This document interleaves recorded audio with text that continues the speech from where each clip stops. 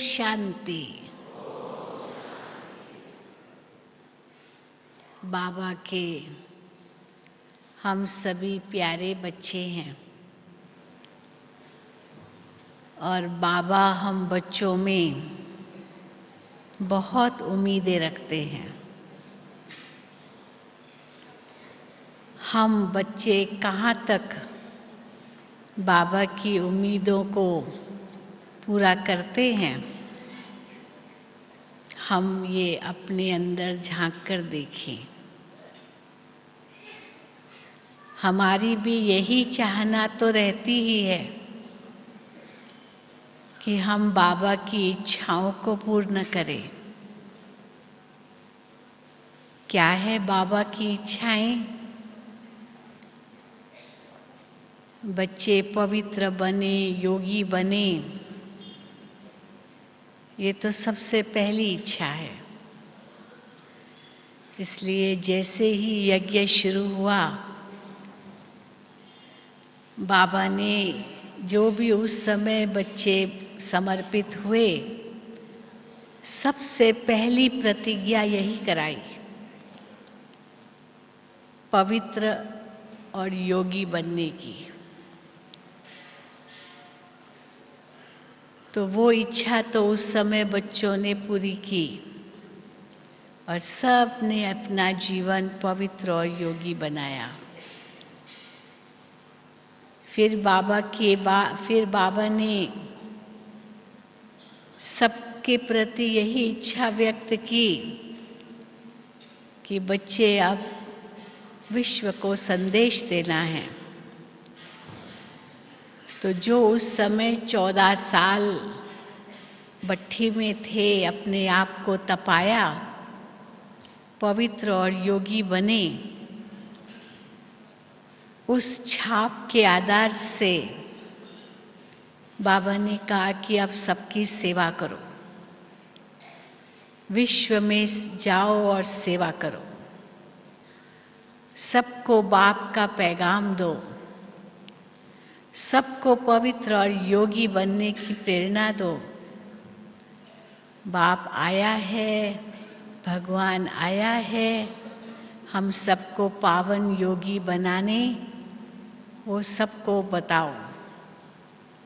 तो बच्चों ने वो भी बाबा की इच्छा लगभग पूरी की है और आज हम देख रहे हैं कि 140 देशों में बाबा के सेंटर्स हैं और लाखों बच्चे बाप के बन चुके हैं और भी सेवाएं करते जा रहे हैं, सेवा केंद्र खोलते जा रहे हैं, गांव-गांव में सेवाएं कर रहे हैं, अलग अलग रूपों से सेवा कर रहे हैं, ताकि जो बाबा की इच्छा है कि कोई एक आत्मा भी वंचित न रह जाए, तो उस इच्छा को भी पूर्ण करने के लिए बच्चे अग्रसर हैं।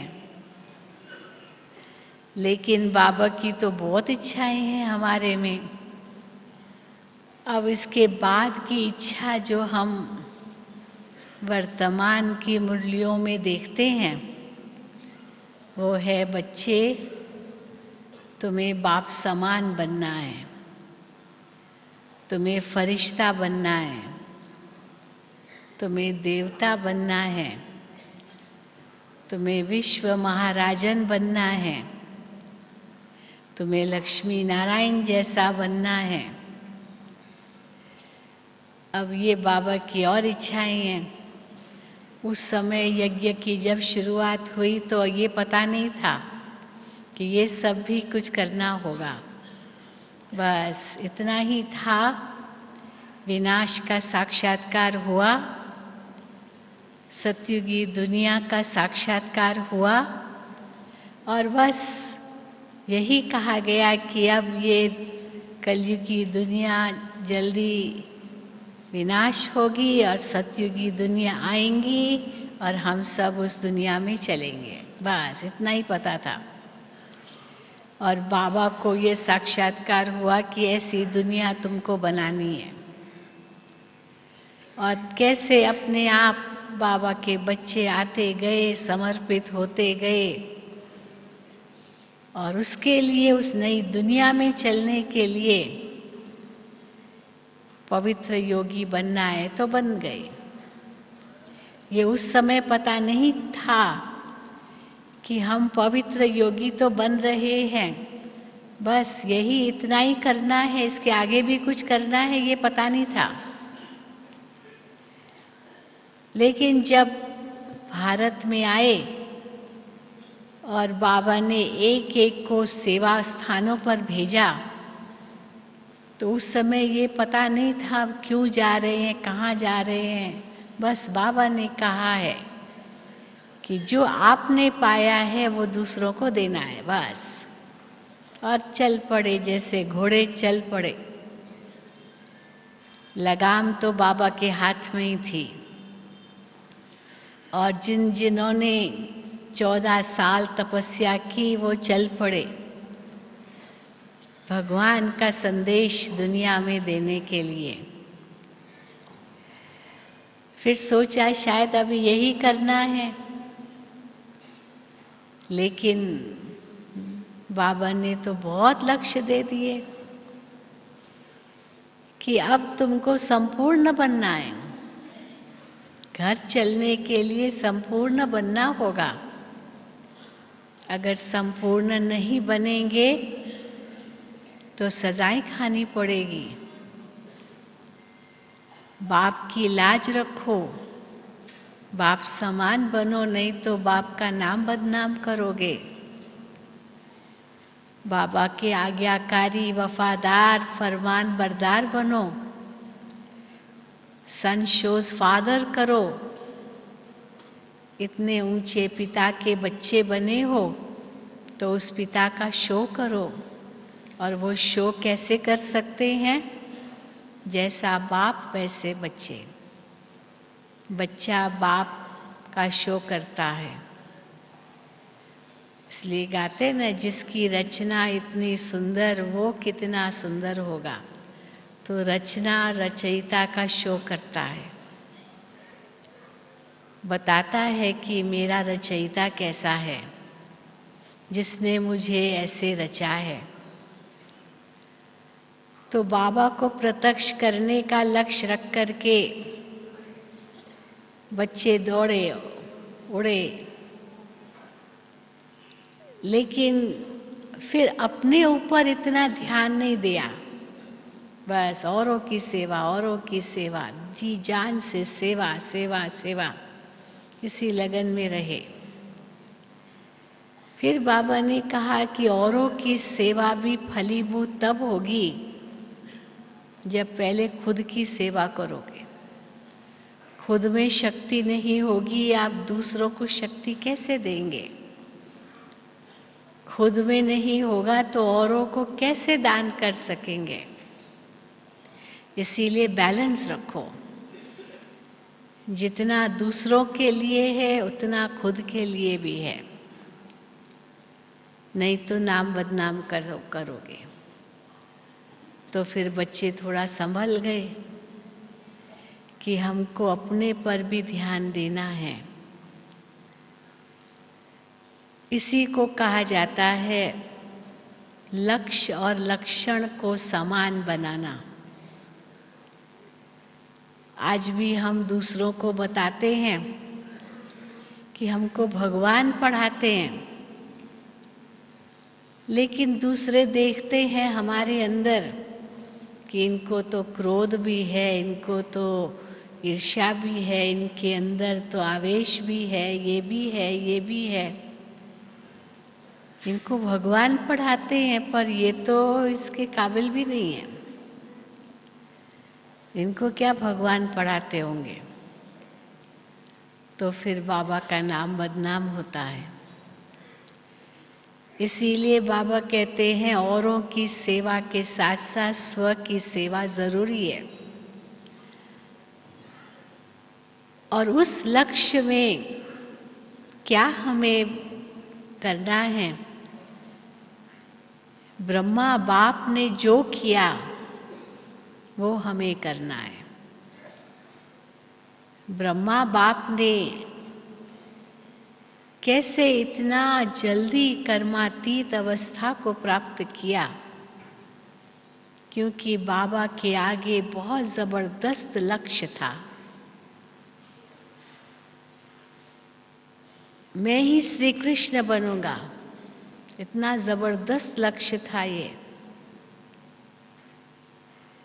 जब भी बाबा श्री कृष्ण के चित्र को देखते थे, इतनी खुशी होती थी बाबा को। कई बार मुरली में आता है कि बाबा तो खगियां मारते थे, ये कंधा है ना ऐसे हिलाते थे। हिस्ट्री हॉल में बैठकर, गद्दी पर बैठ कर के सामने लक्ष्मी नारायण श्री कृष्ण ये सारे ट्रांसलाइट होते थे। तो बाबा उनको देख कर के इतनी खुशी प्रकट करते थे, मैं ये बन रहा हूं, मैं ये बन रहा हूं, मैं ये बन रहा हूं। इतने नशे से कहते थे। सदा उनकी नजरों में यही लक्ष्य था। और फिर बाबा कहते थे, देखो बच्चे, इनकी दुनिया में जाने के लिए इन जैसा बनना पड़ेगा। बाबा मिसाल देते थे कि मीराबाई को तो साक्षात्कार हुए श्री कृष्ण के, वैकुंठ के। उनके साथ रास भी करती थी श्री कृष्ण के साथ हर वक्त, जैसे उसके साथ ही है, यही अनुभव करती थी। लेकिन फिर भी वो भक्त माला में नंबर 1 थी। ऐसे नहीं कि सचमुच कोई वैकुंठ में गई। श्री कृष्ण की दुनिया में जाने के लिए तो केवल अभी संगम पर ही ये पुरुषार्थ बाबा कराते, ईश्वर कराते, भगवान कराते हैं। इसलिए भक्त माला में नंबर 1 चली गई। तो श्री कृष्ण के साथ अपने आप को देखना, ये तो भक्ति का भी स्वरूप है। लेकिन मैं श्री कृष्ण के समान बनूं, ये बुद्धि में नहीं था। पर राधे तो कृष्ण के साथ थी, हर वक्त उनके साथ थी। पहले बाबा कहते हैं कि वो अलग राज्य की थी, अलग राज्य का था, स्वयंवर हुआ तब एक साथ हुए। लेकिन अवश्य कहाँ तो मिले होंगे जरूर। और पहली नजर में ही एक दो को स्वीकार कर भी लिया होगा। हाँ, ऐसे थोड़ी कि माँ बाप नहीं कराया होगा, जरूर कहाँ तो मिले होंगे। लेकिन उनके समान थी, उनके समान थी, इसीलिए उनके साथ स्वयंवर हुआ। और अभी बाबा कहते हैं कि समान पहले बनना पड़ेगा, उसके पहले घर चलना पड़ेगा। मीराबाई को ये थोड़ी संकल्प था कि पता था कि घर जाना होगा, कंप्लीट पावन बनना होगा, उन जैसा बनना होगा, फिर उनके साथ हम वैकुंठ में सचमुच रास करेंगे। लेकिन अभी तो बाबा हमको कितना ऊंचा लक्ष्य दे रहे हैं। एक और मुक्ति का लक्ष्य है, दूसरी ओर जीवन मुक्ति का लक्ष्य है। मीराबाई को तो न मुक्ति का लक्ष्य था, न जीवन मुक्ति का लक्ष्य था। बस मैं तो हूं ही श्री कृष्ण के साथ, उसी आनंद में रहती थी। पर वो भक्ति की स्थिति थी, उसमें वियोग भी था, योग नहीं था। क्योंकि वो अपने आप को दासी समझने में ही खुशी प्रकट करती थी। बस दासी होके रहूं, साथ में रास रचाऊं, साथ में रहूं, ये नहीं, बस दासी होके रहूं। राधे की तरह नहीं, दासी की तरह रहूं। अब यहां तो बाबा कहते तुमको दासी थोड़ी बनना है, तुमको तो राजकुमार राजकुमारी बनना है। क्योंकि वही श्री कृष्ण के संग रास कर सकेंगे, दास दासियां थोड़ी कर सकेंगे श्री कृष्ण के साथ रास। इसलिए अगर उनके साथ रास रचाना है तो उनके जैसा बनना होगा। पर उसके पहले बाप समान बनना होगा, क्योंकि बाप के साथ घर जाना है। कल भी बाबा ने मुरली में कहा, साथ जाना है तो साथी बनना पड़ेगा, नहीं तो बाराती बन करके चलेंगे। और साथ चलना है, साथी बनना है, तो समान बनना पड़ेगा। बिना समान बने न साथ चल सकेंगे न साथी बन सकेंगे। अगर कोई जोड़ी बनानी है और दोनों जोड़ी जो बनाए वो उनमें कोई समानता ही न हो तो वो जोड़ी अच्छी भी नहीं लगेगी। इसलिए समानता जरूर चाहिए। इसलिए जब भी किसी कुमार और कुमारी की सगाई भी करते हैं तो पहले देखते हैं योग है, क्योंकि कई बातों की समानता चाहिए, खाली हाइट कलर यही समानता नहीं, ग्रह भी मिलने चाहिए, संस्कार भी मिलने चाहिए, सब मिलना चाहिए। तो कुंडली को मिलाते हैं कि इसमें देखो जरा योग है, योग माना मिलन, योग माना मिलन के लिए समानता, तभी तो मिलन होगा। समानता ही नहीं तो मिलन कैसे होगा। इसलिए बाप समान जब तक नहीं बने हैं तब तक साथ और साथी नहीं, साथीपन का अनुभव नहीं होगा जो साथ जा सके। और साथ जाएं तब तो फिर ब्रह्मा बाप के साथी बन करके साथ में सतयुग में आए, नहीं तो बाद में आए तो क्या फायदा। तो ब्रह्मा बाबा को जैसे उस लक्ष्य का इतना ध्यान था कि मुझे ये बनना है, मुझे ये बनना है, मुझे इन जैसा बनना है, मुझे ये बनना है, जैसा बनना है, बस उसके लिए अपने जीवन को उसमें स्वाहा कर दिया, पवित्र और योगी बनने में, क्योंकि तभी बन सकेंगे वो। फिर ब्रह्मा बाबा को दादी गुलजार ने ये अनुभव कराया कि आपका संपूर्ण स्वरूप वतन में है। गुलजार दादी प्रथम आत्मा थी जिसने सबसे पहले सूक्ष्म वतन का साक्षात्कार किया। स्वर्ग का साक्षात्कार तो बहुतों ने किया, श्री कृष्ण के साथ रास कर रहे हैं ये साक्षात्कार तो बहुतों ने किया, लेकिन ब्रह्मा बाबा का संपूर्ण स्वरूप का साक्षात्कार और वो सूक्ष्म वतन में है, ये साक्षात्कार सबसे पहले गुलजार दादी ने किया। हाँ जरूर, क्यों नहीं ताली बजाएंगे। और पहली बार सूक्ष्म वतन का अनुभव किया। उसके पहले किसी ने भी सूक्ष्म वतन का अनुभव नहीं किया था। हाँ स्वर्ग का करते थे, रंग बिरंगी दुनिया का करते थे, कलरफुल कपड़ों का करते थे, क्योंकि स्वर्ग माना रंग बिरंगी दुनिया, बहुत सुंदर दुनिया, हीरे जवाहरातों से भरी दुनिया, सोने की दुनिया। तो वहां कोई सफेद कपड़े थोड़ी पहनते होंगे, सब रंग बिरंगे ही पहनते होंगे कपड़े। कभी नहीं देखा लक्ष्मी नारायण को सफेद ड्रेस में, कभी नहीं, जरूरत ही नहीं है। ये तो त्याग की निशानी है, सफेद वस्त्र। परंतु जब गुलजार दादी ने सबसे पहले देखा एक बहुत ही सफेद सफेद दुनिया और सफेद सफेद प्रकाश, जैसे चांदनी का प्रकाश चारों ओर फैला हुआ, हजारों चंद्रमाओं की चांदनी को मिलाया जाए तो वैसा प्रकाश, बिल्कुल सिल्वरी वाइट। और ऐसे प्रकाश में ब्रह्मा बाबा का सूक्ष्म स्वरूप, आकारी फरिश्ता स्वरूप, लाइट का स्वरूप, और उस लाइट के स्वरूप में ब्रह्मा बाबा इतने शोभनीक लग रहे थे, इतने सुंदर लग रहे थे। जब दादी को कुछ समझ में नहीं आया, ये बाबा का ये स्वरूप मैं कैसे देख रही हूं, कुछ समझ में नहीं आया। और उसने आकर के जैसे वापस आई वतन से घबरा कर कि पता नहीं क्या देखा मैंने, क्योंकि उसके पहले तो बाबा ने कभी मुरली में वर्णन नहीं किया था। तो वापस आई और कईयों से को सुनाया ये अनुभव। तो उन्होंने भी कहा ये भी एक बड़ा विचित्र अनुभव है, बाबा का ऐसा स्वरूप लाइट में और सफेद सफेद दुनिया, ये क्या देखा आपने?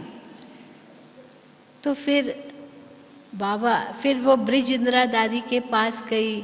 ब्रिज इंदिरा दादी ने कहा, अरे ये तो फिर बाबा को जरूर बताओ, बाबा को बताओ कि आपका ऐसा स्वरूप देखा, वो क्या देखा पता नहीं। तो बाबा के पास गई और बाबा को ये सारा अनुभव सुनाया। बाबा ऐसे ऐसे सफेद सफेद था, बिल्कुल चांदनी का प्रकाश था और उसमें आपका सफेद सफेद लाइट का आकार आपका हमने देखा। तो बाबा को भी उत्सुकता हुई कि वो क्या देखा बाबा, इस बच्ची ने मेरा स्वरूप।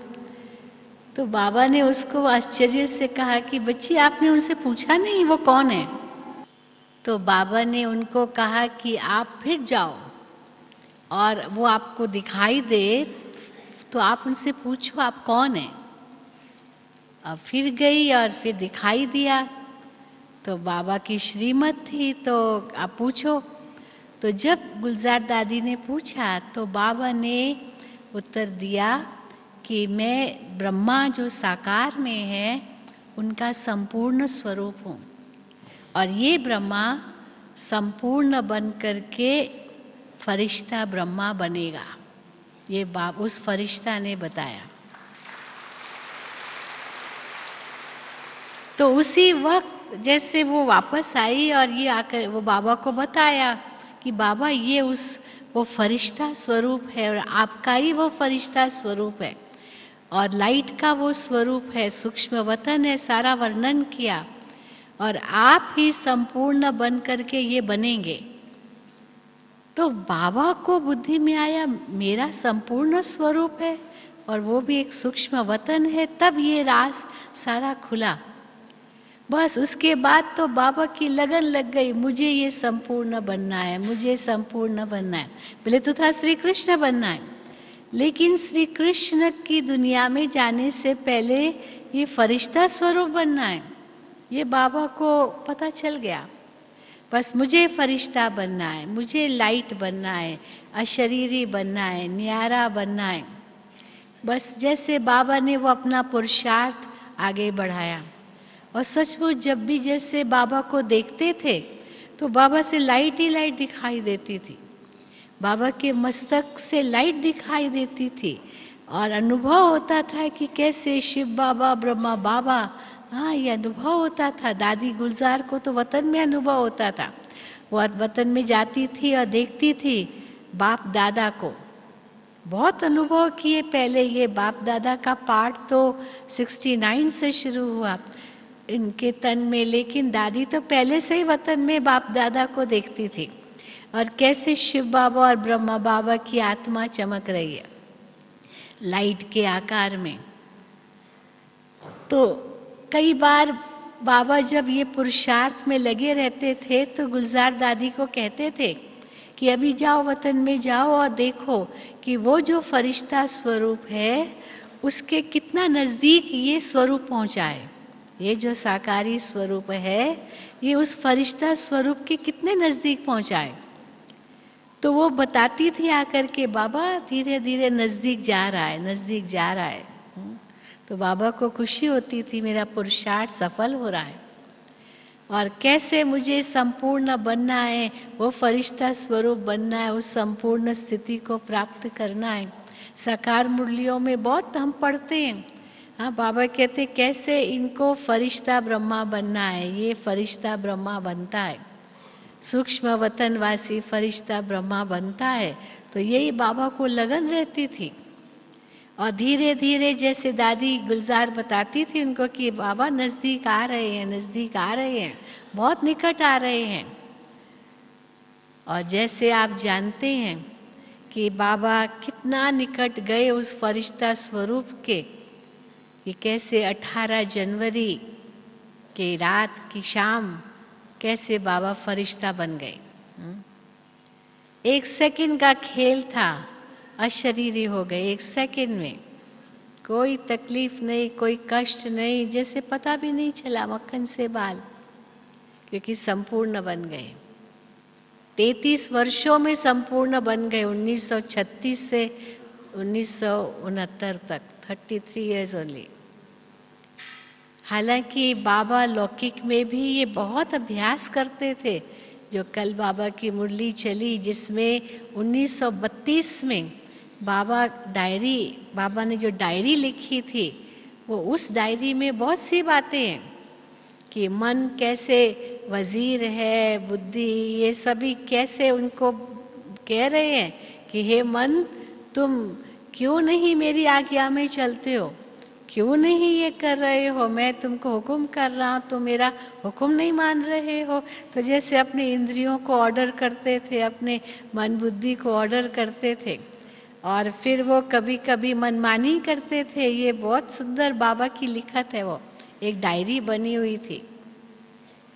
तो कैसे बाबा का अभ्यास तो जैसे पहले से ही था, लेकिन मैं आत्मा हूं ये पता नहीं था। गुरुओं के पास तो बहुत जाते थे, गुरु उनको बहुत कुछ कहते थे, लेकिन सदा ही उनके मन में आता ये कैसे हो सकता है, कैसे हो सकता है। आत्मा का पूर्ण ज्ञान नहीं था, परमात्मा कौन है ये पूर्ण ज्ञान नहीं था। इसलिए भक्ति में थे, पर खोज थी, सदा खोज थी। इसलिए तो 12 गुरु करने पड़े बाबा को, नहीं तो एक गुरु ही कोई करता है, बस गुरु का मंत्र मिल गया, बस हो गया, मेरा तो गुरु है बस। कई लोग आते हैं यहाँ तो बहुत डरते हैं, कहते हैं कि मैंने तो गुरु किया हुआ है, अगर मैं वो छोड़ करके यहाँ आऊं तो और यहाँ मैं ये सब सीखूं तो कहीं गुरु का श्राप तो नहीं मिलेगा, यहाँ तक कह देते हैं। हम कहते हैं क्यों मिलेगा गुरु का श्राप, आपको तो सत्य की पहचान मिल गई है, तो उस सत्य के आधार से तो आप तो और ऊंचे चढ़ गए, श्राप क्यों मिलेगा। श्राप तो तब मिले जब कोई पाप कर्म करो, या तो और ही पुण्यात्मा बन रहे हैं। परमात्मा के सत्य स्वरूप को पहचान लिया है, अपने आप को पहचान लिया, आत्म जागृति हो गई है, और ऊंचे हो गए, प्रमोशन हो गई है। ये तो अगर प्रमोशन हो जाए तो फिर डिमोशन में जाएंगे क्या ये तो भगवान का सत्य ज्ञान हमें प्राप्त हुआ है, पर उनको डर लगता है, डर लगता है। सचमुच कईयों से हम मिलते हैं, पर बाबा को ये नहीं था। बाबा तो बहुत तर्क भी करते थे, विवेक चलाते थे, इसलिए 12 गुरु किए। देखा कि इस गुरु से मैं पूछता हूं तो ये सही उत्तर नहीं दे पा रहा है, तो चलो कोई और इनसे ऊंचा गुरु, और इनसे ऊंचा गुरु, और इनसे ऊंचा गुरु। आखिर तो सतगुरु ही मिल गया, तो बाकी क्या चाहिए यही मिल गया। इसलिए बाबा कैसे अभ्यास जो गुरुओं द्वारा मिलता था वो भी करते ही रहते थे, करते ही रहते थे। इसलिए जैसे कि धरनी तैयार थी और शिव बाबा की प्रवेशता हो गई और प्रकाश आ गया, आत्मा की ज्योति जग गई, और कैसे बाबा ने अपने आप पर कितना पुरुषार्थ किया, ऐसे नहीं कि नहीं किया। इसलिए आप साकार मुरलियों में देखते हैं, बाबा की मुरलियों में कई बार आता है, मैं सोचता हूँ मेरी बाबा की याद में ही भोजन करूंगा और किसी को याद नहीं करूंगा, लेकिन फिर मन चला जाता है। तो जैसे बाबा बड़े ऑनेस्टली मुरलियों में कहते थे ये बात। हम लोग तो कई बार सोचेंगे कैसे कहूँ इतने लोगों के बीच में कि हाँ मेरा मन थोड़ा अभी चंचल है, लोग क्या कहेंगे, पर बाबा ने तो मुरलियों में ये सब बातें आती है। तो बाबा बड़ी ऑनेस्टी से, बड़ी ईमानदारी से जो अंदर की स्थिति थी वो बताते थे कि कैसे ये भी पुरुषार्थी है, बच्चे पुरुषार्थी है।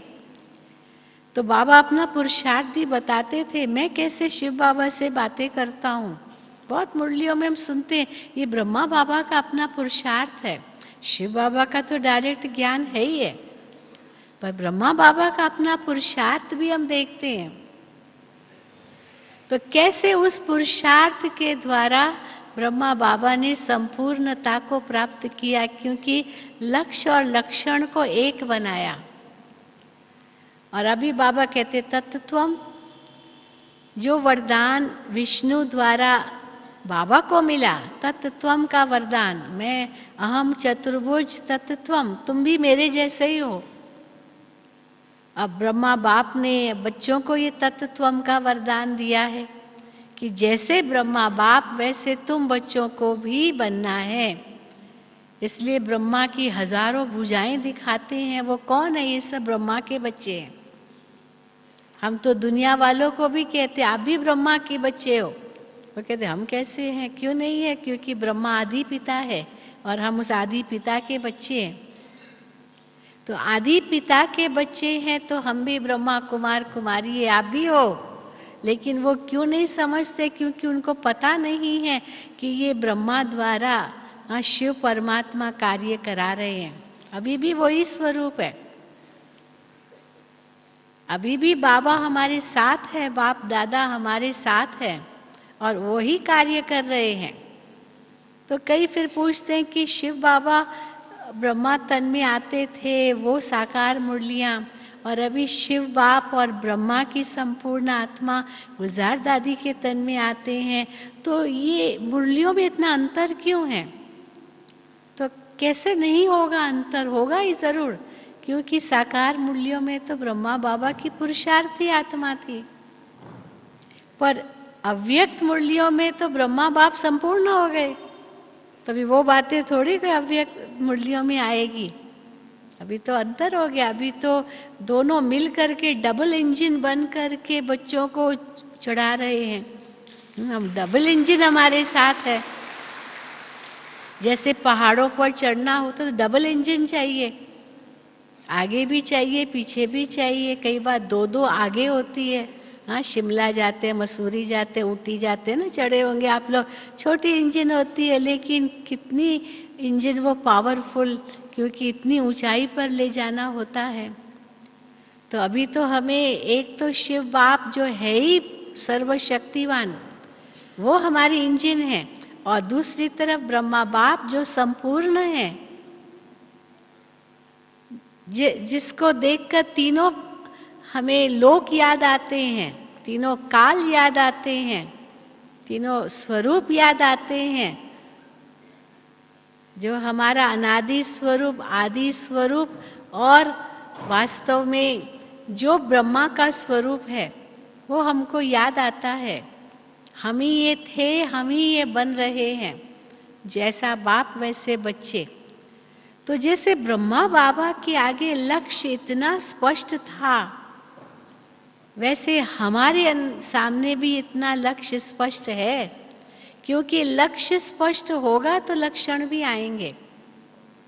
ये तो होगा नहीं कि लक्ष्य हो और लक्षण न हो, क्योंकि लक्षणों के आधार पर ही तो लक्ष्य तक पहुंचते हैं। बाबा कई बार मिसाल देते हैं कि मानो किसी का लक्ष्य है कि मुझे डॉक्टर बनना है, तो डॉक्टर बनना है, डॉक्टर बनना है, डॉक्टर बनना, खाली कहता थोड़ी रहेगा, उस अनुसार उसकी पढ़ाई होगी।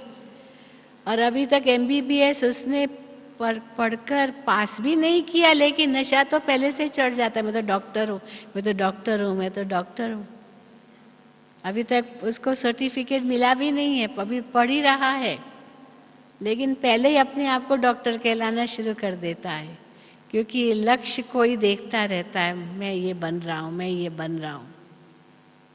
पहले से ही तैयारी कर लेता है, कहाँ मैं क्लिनिक खोलूंगा, कहाँ ये करूंगा, वो करूंगा, ये करूंगा, वो पता नहीं कितना वो अपना बना लेता है, सारा भविष्य पहले से ही सोच लेता है। तो इसी प्रकार बाबा भी हम बच्चों को कहते हैं, लक्ष्य अगर आंखों के सामने होगा तो लक्षण भी आएंगे। कई बार बाबा कहते हैं, लक्ष्मी नारायण के चित्र के आगे बैठ जाओ, हम ये बनने वाले हैं, हम ये बनने वाले हैं, हमको ऐसे बनना है। उसमें ऐसे नहीं सोचो ये ऐसी ड्रेस पहनूंगा, ये करूंगा, ये गहने पहनूंगा, ये नहीं सोचना। हाँ, ये पहनूंगा, ऐसी बात सोचने की बात नहीं है, लेकिन उनकी संपूर्णता की स्थिति कैसी थी? सर्वगुण संपन्न थे, 16 कला संपूर्ण थे, संपूर्ण निर्विकारी थे, मर्यादा पुरुषोत्तम थे, अहिंसा परमो धर्म थे। वो हम बन रहे हैं, तो हम अभी कैसे होने चाहिए? सर्वगुण संपन्न कहाँ तक बने हैं? कहाँ तक मेरे अंदर सभी गुण आए हैं? रोज अपनी चेकिंग करनी होगी। 16 कला संपूर्ण माना पवित्रता की 16 कलाएं, जैसे चंद्रमा 16वें दिन संपूर्ण होता है, 16 कला होता है, 16 आना सच 100%। इतनी मेरी पवित्रता कहाँ तक आई है? सर्वगुण संपन्न, 16 कला संपूर्ण, संपूर्ण निर्विकारी, विकार का अंश मात्र भी मेरे अंदर न हो। पहले साकार मुरलियों में बाबा कई बार छूट देते थे कि बच्चे कोई बात नहीं, अगर मनसा में तूफान आते हैं कोई बात नहीं, बच्चे कर्मणा में नहीं लाना चाहिए, नहीं तो सजा मिलेगी। कर्मणा में नहीं आए, मनसा में आता है कोई बात नहीं, बच्चे पुरुषार्थी है।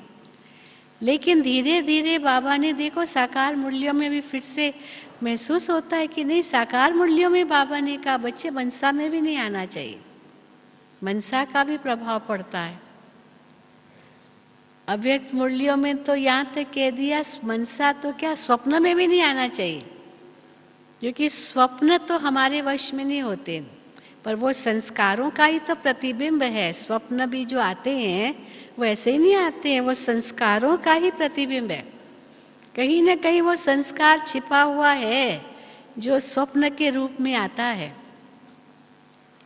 इसीलिए वो भी न हो, यहां तक पवित्रता हो।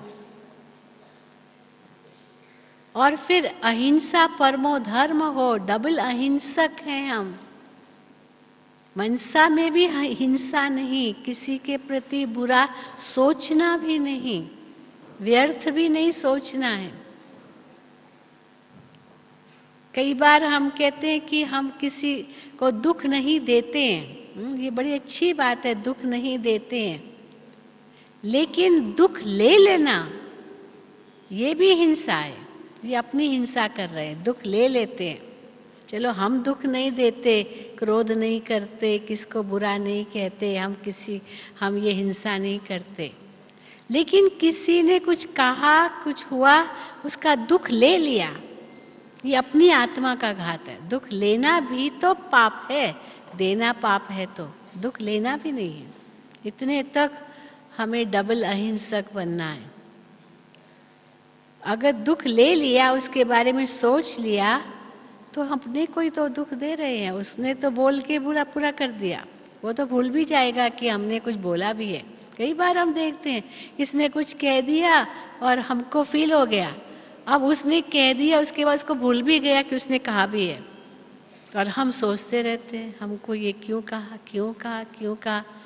फिर एक दिन आप उनसे पूछेंगे आपने मुझे ऐसे क्यों कहा था, अच्छा मुझे तो याद भी नहीं है तो इतना समय दुख पाल के रखा था, अभी वो भी नहीं करना है। हाँ, वो भी नहीं करना है, न लेना है न देना है। 1 सेकंड में बात हुई, पूरी हो गई, खत्म, जैसे पानी पर लकीर, जैसे कि हुआ ही नहीं है। अब इतने हद तक हमें डबल अहिंसक बनना है। मर्यादा पुरुषोत्तम, जो सुबह से लेकर रात्रि तक जो बाबा ने नियम मर्यादाएं बताई है, हर मुरली में कोई न कोई बाबा मर्यादा बताते हैं, नियम बताते हैं, धारणा बताते हैं। ये देखते रहना है, चेकिंग करनी, उस अनुसार मैंने कहाँ तक धारण किया है, कहाँ तक मैं हूँ। ये है सूक्ष्म चेकिंग। और फिर चेंज, जिसको बाबा कहते हैं चेकिंग किया पर चेंज नहीं किया तो फायदा क्या। भाई ये चेकिंग हुई कि हाँ इतने हद तक नहीं है, तो उसी वक्त चेंज कर देना। भक्ति मार्ग में तो हम भगवान से मांगते थे, भगवान तो इतनी शक्ति दे, ये शक्ति देना मुझे, मन का विश्वास कमजोर होना, उसकी शक्ति दो। अब मन का विश्वास तो है, वो शक्ति तो है, वो भी वो नहीं हम भगवान से मांगेंगे, मांगने की तो कोई बात ही नहीं है, वो है। बाबा की हर मुरली से वो शक्ति मिलती है, संग से शक्ति मिलती है, वातावरण से शक्ति मिलती है। लेकिन हमें अब क्या करना होगा, अपने अंदर में वो शक्ति अनुभव करने के लिए चेंज करना, ये दृढ़ता चाहिए, ये शक्ति की अनुभूति चाहिए, दृढ़ता चाहिए। जो बाबा ने कल भी कहा कि बच्चे कहते तो हैं कि है हम, लेकिन क्या सदा है? ये सदा माना दृढ़ता, अगर सदा नहीं माना दृढ़ता नहीं है। और अगर दृढ़ता नहीं है, सदा नहीं है, तो फिर लड़खड़ाते रहेंगे। आज थोड़ा अच्छा, कल नीचे, फिर ऊपर, फिर नीचे। इसीलिए वो एक गीत है, हमें उन राहों पर चलना है जहाँ गिरना और संभलना है। तो बाबा कहते नहीं, ये गलत है गीत, गिरना थोड़ी है अभी तो चढ़ना ही है ना, कि गिरना भी है। क्योंकि अभी गिरेंगे तो कहाँ पहुंचेंगे? मान लीजिए अभी अगर गिरे तो कहाँ पहुंचेंगे? हाँ, जैसे कोई 99 के वो होता है ना, ये स्नेक एंड लैडर से खेल आता है, सांप और सीढ़ी, और अभी 98 तक पहुंच गए या 97 तक पहुंच गए और फिर 99 आ गए और वहां एक सांप खड़ा है, और वो 99 पर सांप खड़ा है तो कहाँ ले जाएगा? सीधा 2 नंबर पर ले जाएगा। कहाँ 2 से चढ़ के 99 तक पहुंचे, और कहाँ उस सांप ने डस दिया और सीधा नीचे आए। तो वो भी कईयों की स्थिति होती है, ये होती है, जरूर होती है। फिर बाबा को कहते, बाबा हमने काला मुंह कर दिया, ऐसे बाबा को कहते। बाबा भी सब मुरलियों में बता देते कि बच्चे ऐसे लिखते हैं, क्योंकि बाबा ने तो सबको कैसे पता चले कि क्या क्या अवस्थाएं हो सकती है। तो बाबा मुरली में सब बता देते, किसको डायरेक्ट तो नहीं कहेंगे, लेकिन मुरली में सब बता देते थे। बाबा को पत्र लिखते थे, अपने अनुभव लिखते थे, सब समाचार लिखते थे, तो वो बाबा मुरली में सुना देते थे, ताकि सब तरफ ये समाचार पहुंचे, कैसे परिवर्तन करना है, क्या करना है, ये सब साकार मुरलियों में हम सुनते हैं। लेकिन उस सांप और सीढ़ी के चित्र में एक सीढ़ी भी है, वो 3 और 4 से शुरू होती है। हाँ, वहां पर सीढ़ी में पर आ गए, सीधा 97 पर पहुंच जाओ। हाँ, सीधा बीच से जाने की जरूरत ही नहीं है। वो भी है जिसको बाबा कहते लास्ट सो फास्ट। कई नहीं कहते हम तो बहुत लेट आए, हम तो बहुत लेट आए। जो पुराने हैं वो तो बहुत आगे गए होंगे, क्योंकि वो बहुत समय से खेल रहे हैं। हम तो इतना लेट आए, लेकिन वो सीढ़ी भी है जो 3 से 98 तक ले जाएगी, वो भी है। वो आप उस तक पहुंचाओ तो आप सीधा ऊपर चले जाओगे। क्योंकि बाबा कहते हैं कि अभी तक किसी को कुर्सी मिली ही नहीं है, 100 तक तो कोई पहुंचा ही नहीं है। तो 3 से 97 तक जा सकते हो, और 98 से 2 तक आ सकते हो। ये भी है, दोनों है। क्योंकि सीढ़ी, किसी को भी कुर्सी मिली नहीं है। तो जैसे वो म्यूजिकल चेयर्स खेलते हैं ना, वो खेल ऐसा है जिसमें सब कुर्सियां खाली पड़ी है, खाली दौड़ रहे हैं, दौड़ रहे हैं, दौड़ रहे हैं। वो म्यूजिक अभी रुका नहीं है, ऐसा खेल है ये।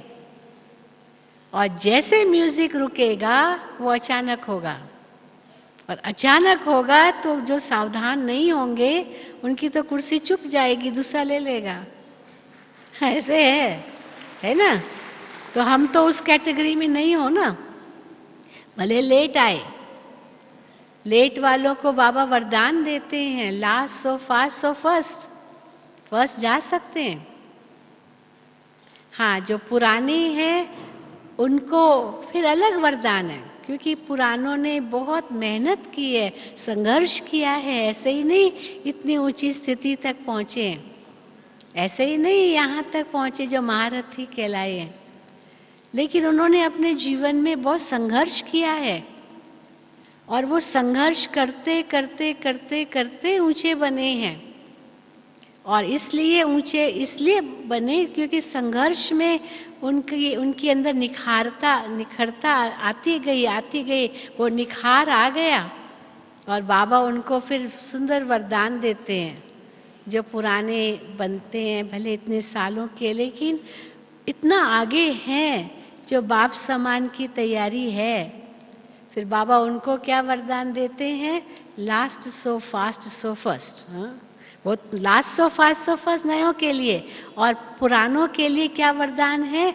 Old is gold because it can mould. वो मोल्ड हुए हैं, न जाने कितनी आग से वो पार हुए हैं, अपने जीवन में वो आग से पार हुए हैं। कितनी ऊंचाइयों से वो आगे बढ़े हैं, कितने विघ्न उनके सामने आए होंगे, वो सब पार किए हैं, लेकिन बेदाग निकले हैं। शुरू से अंत तक बेदाग निकले हैं, इसलिए ऊंचे होते ही गए, होते ही गए, होते ही गए। ऐसे नहीं कि 98 तक आके फिर सांप ने काट लिया और 2 तक पहुंच गए, ऐसे नहीं हुए। तो वो तो पहुंच जाएंगे, नंबर लेंगे, लेकिन लास्ट वाले भी पहुंच सकते हैं, क्योंकि उनको ग्रेस मार्क्स मिल जाएंगे। इसीलिए कई अगर नए कहते हैं कि बाबा हम लेट क्यों आए, बाबा कहते अच्छा है लेट आए, बहुत ज्यादा आपको मेहनत नहीं करनी पड़ी, मक्खन मिल रहा है सब। शुरू वालों ने तो बहुत मेहनत की है, हमारी दादियों ने कितनी मेहनत की होगी, ऐसे ही थोड़ी सेवाएं हुई है। दादी जानकी बताती है कि इतना बेगरी पाठ का जो समय था, हमको 2 आने नहीं थे, वही जाना है, पूना जाना है। बाबा ने हमको 3 रुपया दिया, बच्ची 3 रुपया लो। अब 3 रुपये में पूना जाऊंगी, मैं कहाँ जाऊंगी, कैसे जाऊंगी, कौन सी रिक्शा करूंगी, कौन सी ट्रेन लूंगी, पता नहीं, बस बाबा ने कहा है जाना है, 3 रुपया लेकर के गए।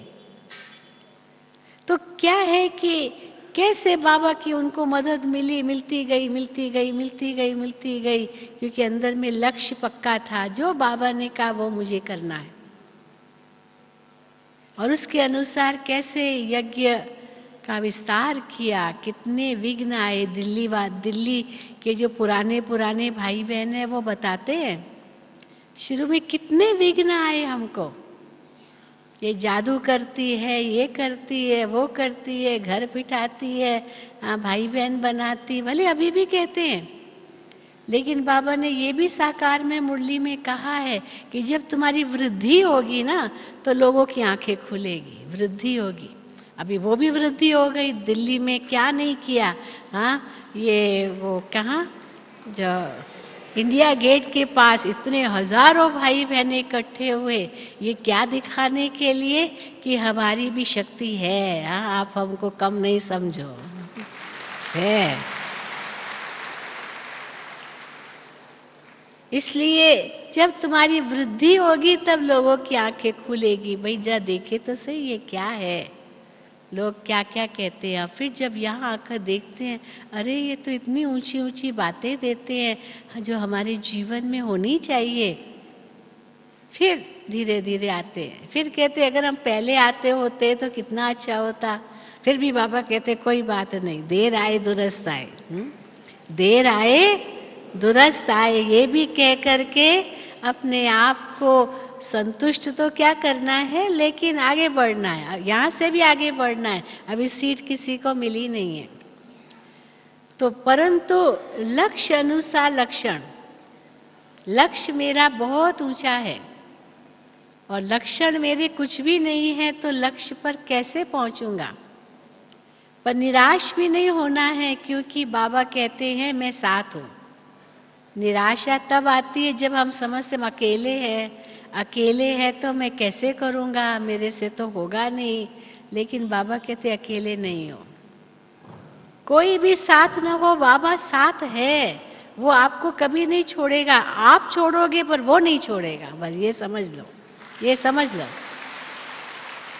इतना निश्चय पक्का हो।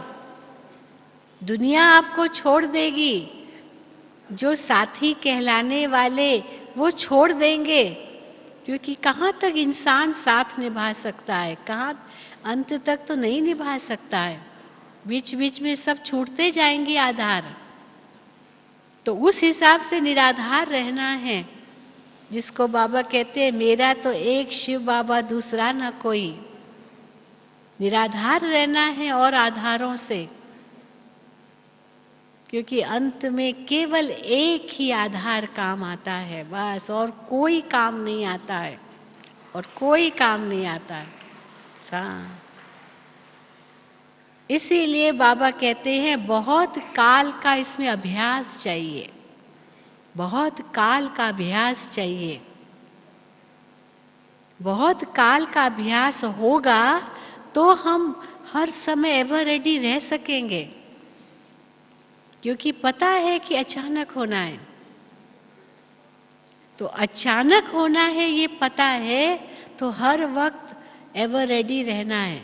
और हर वक्त एवर रेडी रहना है, उसके लिए बहुत काल का अभ्यास चाहिए। और उसके लिए हर समय यही सोचना है कि मेरा एक ही आधार है, बस मेरा तो एक शिव बाबा, दूसरा न कोई। यही हिम्मत का, हाँ बाबा कहते हैं हाथ हो तो बाबा की मदद का साथ है ही है। पर हिम्मत कभी नहीं हारना, कुछ भी हो जाए। हिम्मत अगर एक बार भी हार गए, फिर मदद कहाँ मिलेगी? फिर सब जगह और सहारे ढूंढेंगे, क्योंकि वो लगता है कि हाँ ये ज्यादा सहारे हैं, बाबा के साथ का सहारा अनुभव नहीं होगा। लेकिन हिम्मत हारी तो ये अनुभव होगा कि ये सहारे बन सकते हैं।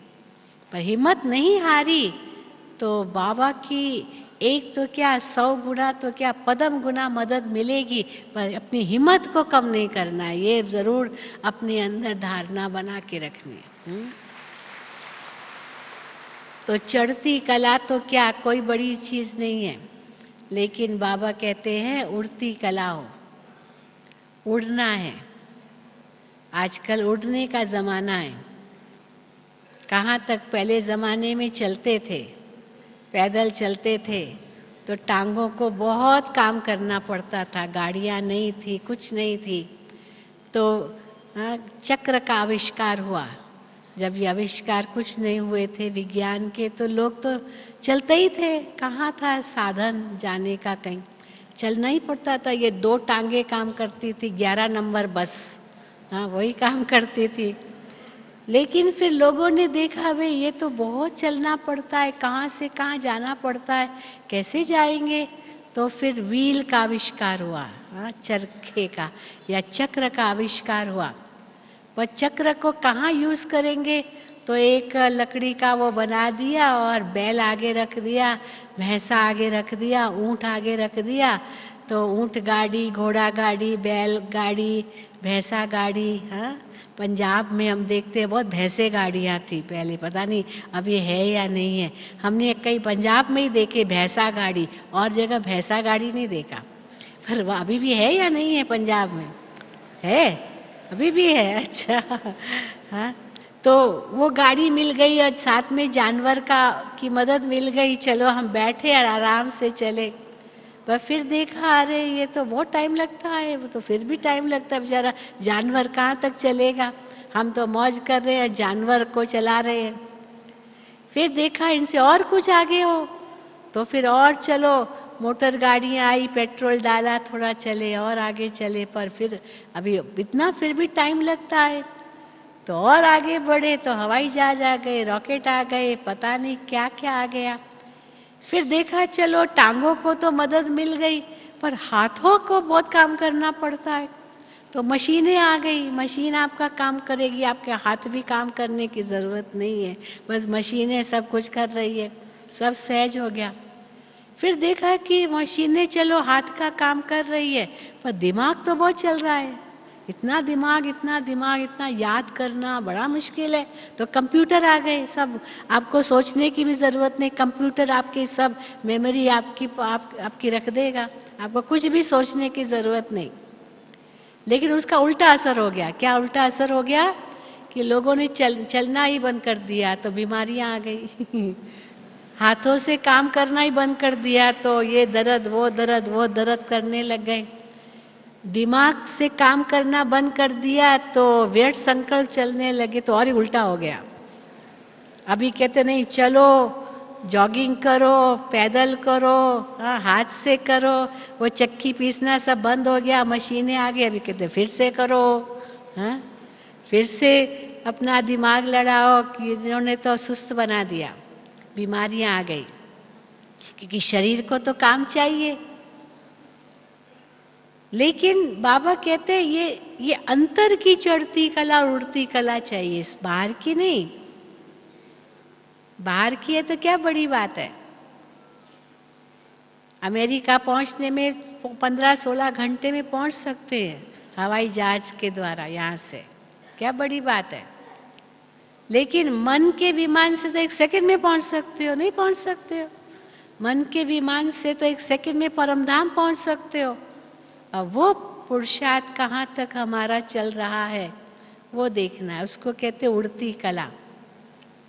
उड़ती कला में लेट गो, हाँ, लेट गो। पंछी कितना ऊंचा उड़ता है क्योंकि वो हल्का है। वो सब धरती के जो आकर्षण है उसको उनके पार चला जाता है, आकर्षण से परे। तो बाबा भी कहते हैं इस धरती के जो आकर्षण है, ये क्यों, क्या, कैसे, ये छोटी छोटी संसार की बातें, इनमें मत मन को उलझाओ, इनमें मत फंसो, ये और हिसाब किताब मत बनाओ। क्योंकि अभी जाना है, अभी जाना है, अभी उड़ना है, अभी जाना है, और लाइट होकर के जाना है। हेवी बोझ उठा करके नहीं जा सकते हैं। Travel light. इसलिए वो लक्षण हमारे साथ होंगे तभी तो उस लक्ष्य को पा सकेंगे। सब बेड़ियां तोड़ते जाएं, बंधन तोड़ते जाएं, आत्मा स्वतंत्र बन जाए। दुनिया में भी स्वतंत्रता पसंद करते हैं, लेकिन स्वतंत्रता का अर्थ गलत ले लिया है। स्वतंत्रता का अर्थ क्या ले लिया है? स्वतंत्र हूं ना, मैं जो चाहूं सो करूं, लड़ाई करूं, झगड़ा करूं, मारपीट करूं, हत्या करूं, हिंसा करूं, चोरी करूं, जो चाहूं सो करूं, मैं तो फ्री हूं। फ्रीडम ऑफ स्पीच, जिसके विरुद्ध जो चाहिए बोलूं, कौन मुझे रोक सकता है? फ्रीडम ऑफ स्पीच, फ्रीडम है, सब फ्रीडम है। ये फ्रीडम नहीं, ये कोई फ्रीडम नहीं, ये स्वतंत्रता नहीं है, ये स्वच्छंदता है। बड़ा अंतर है दोनों शब्दों में। मैं जो चाहूं सो करूं। पर स्वतंत्रता माना अंदर के बंधनों से परे, आत्मा न्यारी और प्यारी, मुक्त और जीवन मुक्त, ये हमें बनना है। कहीं भी फंसना नहीं है। कोई भी बंधन मुझे बांध नहीं सकता है जो मन को अपनी ओर खींचे। 1 सेकंड में न्यारे बन जाऊं, ये है सच्ची स्वतंत्रता। और उसके आधार से हम उस लक्ष्य तक अवश्य पहुंचेंगे, अवश्य पहुंचेंगे, अवश्य पहुंचेंगे। ऐसा है ना? हाँ, अवश्य पहुंचेंगे। यही आगे हिम्मत रख करके आगे बढ़ते रहना है। ओम शांति, ओम शांति, ओम शांति।